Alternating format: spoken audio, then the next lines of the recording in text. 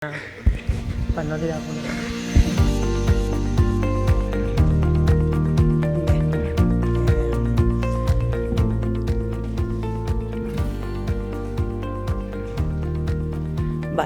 Doncs comencem. En primer lloc, benvingudes i benvinguts al quart workshop d'Economia Valenciana de la Fundació Nexe. Per a la gent que no coneixeu a la Fundació, dir que Nexe té com a missió contribuir a la millora i al progrés de la societat valenciana mitjançant la generació, la difusió i el debat d'idees. Nexe tinguem 4 laboratoris, el de feminismes, identitat i cultura, democràcia i participació i el que ens ha portat avui així, que és el d'economia. Ahir va ser la primera sessió d'aquest workshop, que va ser al Coll, i avui el fem a Ontinyent, perquè la indústria tèxtil va ser un dels primers motors de la indústria al País Valencià i un dels majors que tenia el major pes econòmic al nostre país. En els darrers anys, el clúster tèxtil en aquesta zona ha fet una empenta i, per tant, hem vingut ací a debatre sobre com millorar aquesta part de la nostra economia. Així doncs, passo a presentar a la gent que m'acompanya avui amb mi a la taula, dir que jo soc Reis Gallego, secretària general de la Fundació, i m'acompanyen en aquesta inauguració José Pla Barber, catedràtic d'Organització d'Empreses de la Universitat de València i membre del Consell d'Administració i de la Comissió Executiva de Caixa Ontinyent. Benvingut. També m'acompanya Jorge Hermosilla Pla, vicerector de Projecció Territorial i Societat de la Universitat de València. Benvingut. A la meva dreta tinc a Miquel Lorente López, director general d'Economia Sostenible. Benvingut. I a la meva esquerra, l'excel·lentíssim alcalde d'Ontinyent, Jorge Rodríguez Gramaje. Dit això, passo ja a donar paraula a José Pla Barber.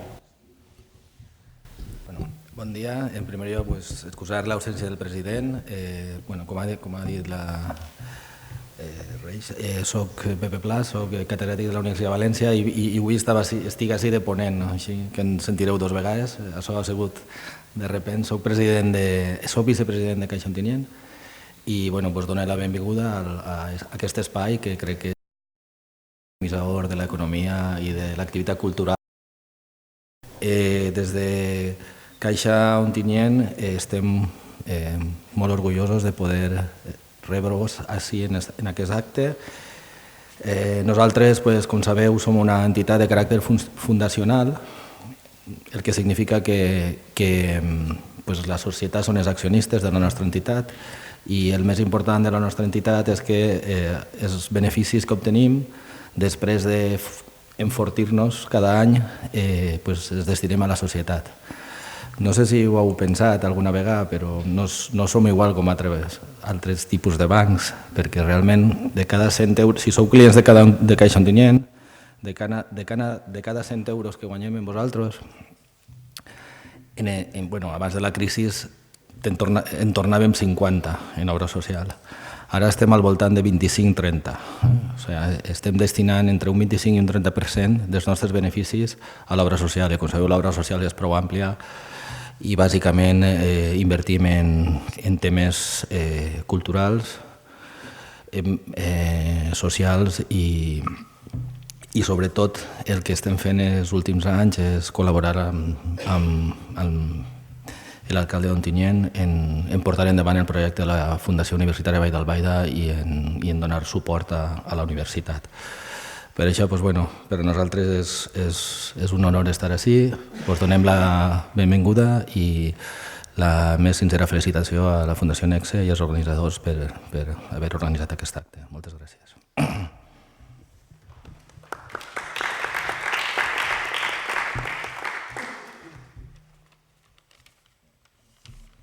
Espera que si no ho veig, no ho faig.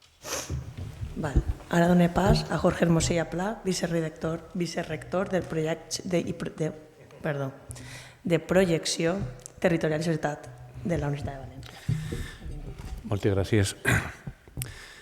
Bien, yo también les doy la bienvenida a ustedes, a todos, dado que este acto está coronizado por Nexe ACV Tirant lo Blanc y por la propia Universidad de Valencia a través del campus Ontinyent. Tengo que agradecer el ofrecimiento que realizó precisamente el equipo directivo de Nexe ACV Tirant lo Blanc de participar en l'auto en la Universitat de la Tardor d'Ontinyent. Aceptamos gustosamente y creo que tanto la universidad como Nexe crecemos y multiplicamos la presencia en el territorio a través de la colaboración. Por lo tanto, por la parte que nos corresponde, también la bienvenida desde la universidad y, por qué no, de la FUBA, de la Fundación Universitaria Vall d'Albaida, como bien ha apuntado con mi colega y amigo, y en este caso vicepresidente de Caixa Ontinyent, no sé cómo ubicarlo en estos momentos, a Pepe Pla. Por lo tanto, insistir que se trata, desde el punto de vista de la universidad, de una actividad, por eso está presente la universidad en este acto, una actividad que acoge una actividad paralela en el paraguas del auto. El auto es la Universidad de la Tardor d'Ontinyent, llevamos 9 años, 9 ediciones, y poco a poco vamos implantándonos en el territorio, por supuesto en el municipio de Ontinyent, pero también en la Vall d'Albaida. Insisto, creo que esa es la línea, colaborar instituciones valencianas por la sociedad valenciana. Mi intervención va a ser muy breve y tan solo compartir con ustedes algunas ideas de lo que supone este tipo de actividad y sobre todo el porqué aquí, en Ontinyent, en la Vall d'Albaida. La primera idea, como no puede ser de otra manera, es el valor de la colaboración y, si me permiten, la complicidad. Estoy harto de decir que el éxito de las instituciones públicas en el territorio pasa precisamente por colaborar, por participar, por implicarse y, fins i tot, la complicitat. Yo creo que es fundamental. Ganamos todos. Y siempre pongo como ejemplo, allá donde voy, la FUBA, la Fundación Universitaria Vall d'Albaida, donde está, por supuesto, la universidad, pero está Caixa Ontinyent, está el Ayuntamiento de Ontinyent, como los 3 patronos fundamentales, pero está también los empresarios, los sindicatos. Ese es el futuro, ¿no? Una plataforma comarcal, territorial. En segundo lugar, el valor de los fundamentos del desarrollo territorial, porque hoy de lo que se va a hablar es de desarrollo territorial, también de clústeres industriales, por supuesto, que aquí hay grandes especialistas, pero en definitiva de desarrollo territorial, porque se va a hablar de recursos territoriales, se va a hablar de redes territoriales, se va a hablar de innovación territorial. Y esos son los 3 fundamentos de todo proceso de desarrollo territorial, que es el caso de la Vall d'Albaida. Es uno de los ejemplos típicos que podemos utilizar en nuestros manuales cuando hablamos de los procesos de desarrollo territorial. No voy a insistir en ello. En tercer lugar, el valor del conocimiento. Lo que hoy se va a hacer es, de alguna manera, generar conocimiento, formar y transferir conocimiento, que además son las 3 misiones de cualquier universidad que se precie. Yo lo decía Ortega y Gasset, investigar, formar y transferir. Pues bien, este acto, de alguna manera, coincide esas 3 misiones relacionadas con el conocimiento. Pero las universidades no tenemos la exclusividad del conocimiento. Por ejemplo, los empresarios. El lunes pasado, en la inauguración, en esta misma sala, el empresario Candy Penalba impartió una conferencia inaugural magnífica, nada académica y magnífica. A partir de la experiencia, transfirió conocimiento a buena parte de los estudiantes que estudian ADE en el campus Ontinyent. De eso se trata, compartir conocimiento. En cuarto lugar, el valor de la actitud y el talante. Insisto, actitud y talante. No me refiero ni a la aptitud ni al talento que se presupone. Insisto, actitud y talante. Porque eso es lo fundamental para poder llegar a compartir, colaborar, consensuar, alcanzar proyectos comunes, gobernanza, que es uno de los temas que se va a tratar hoy, liderazgo y reconocimiento del liderazgo. En quinto lugar, el valor de la territorialidad. Hoy, si se hace en Ontinyent y ayer en Alcoy, comarcas centrales, es porque hay un fenómeno indiscutible de arraigo en el territorio, de territorialidad. Que se lo pregunten a los empresarios de Alcoyá, el Comtat o de la Val d'Albaida. Sin lugar a dudas, el factor fundamental de su localización, de sus propias empresas, es la territorialidad. No tengo ninguna duda. Además está comprobado, está estudiado. En sexto lugar, voy acabando, el valor del compromiso. La universidad, y hablo ya desde el punto de vista institucional, y Pepe estará de acuerdo conmigo, Pepe Pla, la universidad está comprometida con el territorio. No solamente porque hay un vicerrectorado que se llama, como comentaba, Proyección Territorial y Societat. Por cierto, el único del Estado español que tiene ese nombre.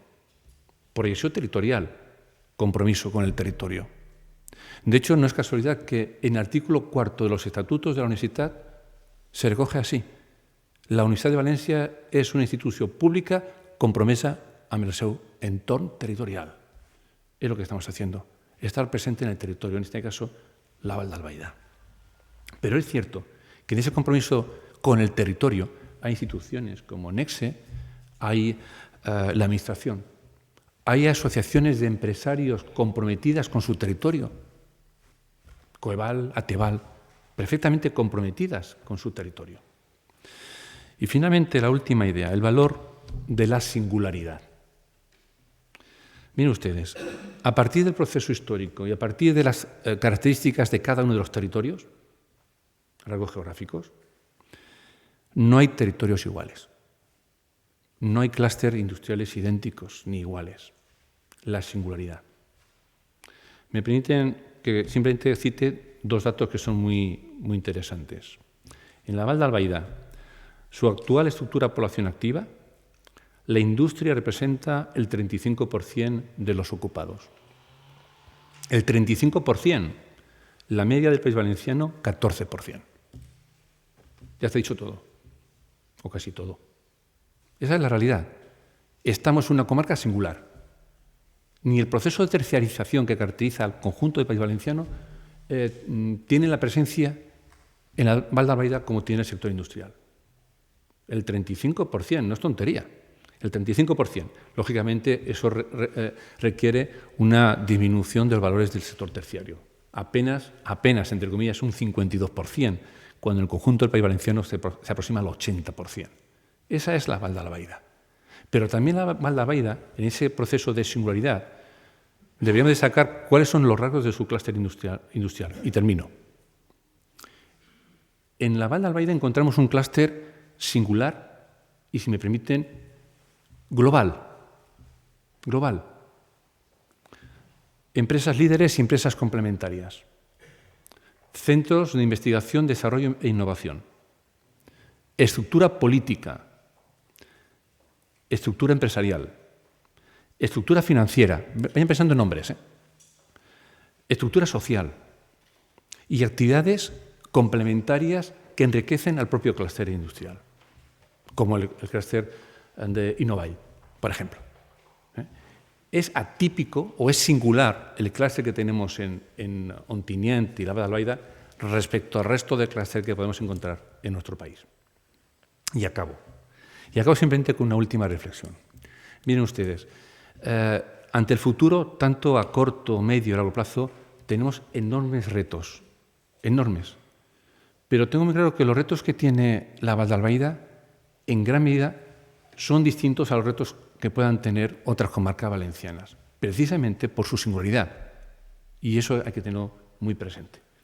Las soluciones, las medidas que se puedan adoptar para avanzar en la estructura económica productiva de la Val d'Albaida posiblemente sea distinta a soluciones del Alcoyà Comtat o la meseta Requena-Utiel o la Ribera Alta, casi seguro.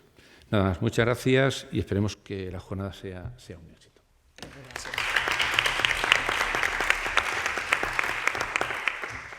Vale, ara és el torn de Miquel Lorente, director general d'Economia Sostenible. Es que yo creo que toca que la universidad te haga esto, Pepe. Es verdad. Alcalde d'Ontinyent, Jorge Rodríguez, representant i presidenta de l'entitat, Reyes Gallego, vicepresident de la Caixa d'Estalvis d'Ontinyent, Pepe Pla, vicerrector de Projecció Territorial i Societat de la Universitat de València, Jorge Hermosilla, directora general d'IBACE, Júlia Company, i membres de la Corporació de l'Ajuntament d'Ontinyent. Bon dia a totes i a tots. Des de la Conselleria d'Economia Sostenible, Sectors Productius, Comerç i Treball, volem traslladar la nostra enhorabona i el nostre agraïment a l'organització d'aquest quart workshop d'Economia Valenciana. I en aquest sentit, voldríem centrar aquesta intervenció en 3 preguntes. D'on venim, on estem i on volem anar? D'on venim? L'economia valenciana ha passat a ser una de les més dinàmiques i desenvolupades de l'estat espanyol, a estar a la cua en nivells de renda per càpita, per sota de la mitjana, això sí, per damunt en quant a taxa de desocupació. Això s'ha produït durant els últims 20 anys i principalment per 3 factors. El desballestament d'una part important del teixit industrial valencià, la desaparició d'una part significativa de la banca o del sistema financer autòcton, amb importants excepcions, i una pèrdua constant de la competitivitat de sectors tan tradicionals com és l'agricultura mediterrània. Indústria, finances i agricultura, 3 actius que són fonamentals per al desenvolupament econòmic de qualsevol territori. Ara bé, on som? Ara ens trobem en una nova etapa, marcada per l'impuls de la transformació del model econòmic, que necessitem les valencianes i els valencians. En aquest nou context, el primer que cal fer és reconèixer la realitat. El turisme que predomina és un turisme millorable, tant econòmicament, socialment com ambientalment. La construcció i el sector immobiliari està pivotant des d'un model de negoci de baix nivell i alta precarització cap a models més avançats. El sistema de finançament autonòmic és totalment insuficient, ja que es continua sent un territori pobre i al mateix temps contribuïdor respecte a l'Estat. El sector públic ha vist també minvada la seva capacitat d'intervenció donades les privatitzacions. I la indústria necessàriament s'ha d'acompanyar amb instruments de gestió i promoció, així com d'instruments econòmics permanents per assegurar el seu impuls. I sobretot, cal millorar la vertebració territorial en clau social, però també econòmica, on en determinades circumstàncies les fronteres provincials no se corresponen amb les realitats econòmiques, i així trobem un gran exemple en les comarques centrals. On volem anar? Des del consens, evidentment, cap a la transformació del model econòmic valencià. En el seu conjunt i mitjançant instruments específics, com ara el Pla Estratègic per a la Indústria Valenciana, el PEIF, i els diferents plans sectorials i normatius que el desenvolupen, tots ells encaminats a enfortir les empreses, millorar el sistema formatiu i educatiu, així com el sistema d'innovació i energètic. Aquesta transformació és necessària, però sobretot pensant en el benefici col·lectiu, en la creació de valor econòmic, social i ambiental. En definitiva, una transformació en clau sostenible. Un procés de creació d'un nou model centrat principalment en 4 elements. El canvi d'estratègia de les empreses valencianes, el qual ha d'estar basat en la qualificació i professionalització de les persones i en la capitalització humana i social de les pròpies empreses. A més, amb la consolidació d'un model productiu que tinga com a principal objectiu el disseny i la creació de valor afegit, la potenciació i consolidació d'una estructura d'empreses socialment responsables amb la incorporació de la llei de responsabilitat social i la potenciació i consolidació d'un sistema bancari valencià al servei del finançament de les xicotetes i mitjanes empreses i dels emprenedors i emprenedores. Cal recórrer el camí contrari que es va encetar a mitjans del segle XX, quan s'apostava per estratègies competitives per tractar de contrarrestar les competències que s'estaven produint per part dels països del sud-est asiàtic, de l'est d'Europa o del nord d'Àfrica, amb salaris baixos i deslocalitzacions productives. Els últims anys han comportat una recuperació tant de l'activitat com del nombre d'ocupats, el dinamisme de les exportacions i la reconversió de moltes activitats permeten veure el futur amb major optimisme. Això és cert, no obstant, queda molt camí per recórrer. Avui estem ací, a les comarques centrals, un territori intermedi entre València i Alacant, com diria el professor Josep Antoni Ibarra, un espai polièdric i dispers, un país de muntanyes coronat per ciutats, com adverteix el professor Néstor Novell. En definitiva, una oportunitat per cosir el país fent d'aquest espai una baula de connexió entre les dues àrees metropolitanes de València i Alacant. En aquest territori conviu el silenci del despoblament de municipis com Sempere amb el tràfic industrial de ciutats com Ontinyent, el turisme de la costa amb el comerç de l'interior i els límits entre on acaba l'horta i comença el secà. Diverses cares d'una mateixa moneda. La potencialitat econòmica de les comarques centrals, encara que existent, ha disminuït en les últimes dècades, i això és una realitat. En el passat, l'esperança es dipositava en les burgesies industrials de cada municipi o de cada territori. Això havia canviat, i el lideratge necessàriament ha de ser compartit entre l'empresariat, l'entorn polític i el món universitari. Totes juntes hem d'impactar positivament sobre aquest territori. I una manera molt bona de fer-ho és mitjançant aquest encontre, on investigació i coneixement es vinculen a l'economia productiva i, sobretot, allò que podem considerar vital. Les investigacions i els coneixements de les nostres universitats es transfereixen al territori. Amb accions com les d'avui aconseguim un fet molt important, vincular el món productiu a l'acadèmic i viceversa. Un pas més en el camí que hem iniciat cap al nostre retrobament amb el present i el futur del poble valencià. Moltes gràcies i bon treball.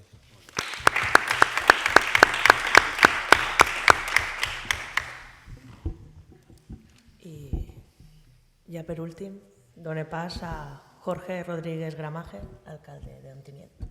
Bon dia a totes i a tots.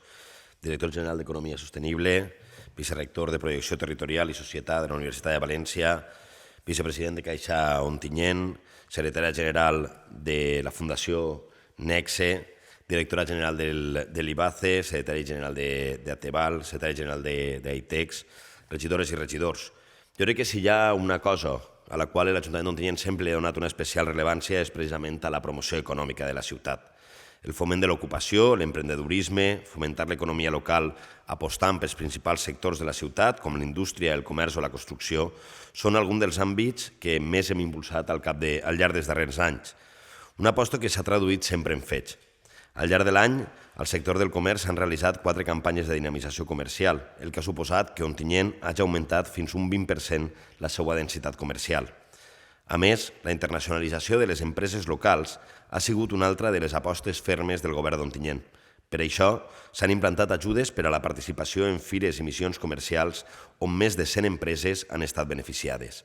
Així mateix, també s'ha procedit a continuar amb la millora dels polígons industrials junt a l'IBACE per tal de millorar-los, arribant en total no sols a una actuació directa que supera els 2 milions d'euros, sinó també a 38 projectes presentats a través del Pla de Col·laboració Público-Privada de l'Ajuntament d'Ontinyent.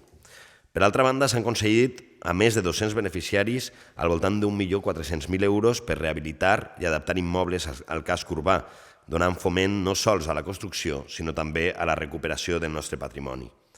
Altre dels àmbits en què el govern d'Ontinyent ha treballat ha sigut en l'emprendedorisme, amb la creació de l'Oficina de l'Emprenedor, un altre exemple de col·laboració público-privada en la que l'Ajuntament d'Ontinyent, Junta Teval, Coeval o Comergint hem atès ja a més de 600 usuaris.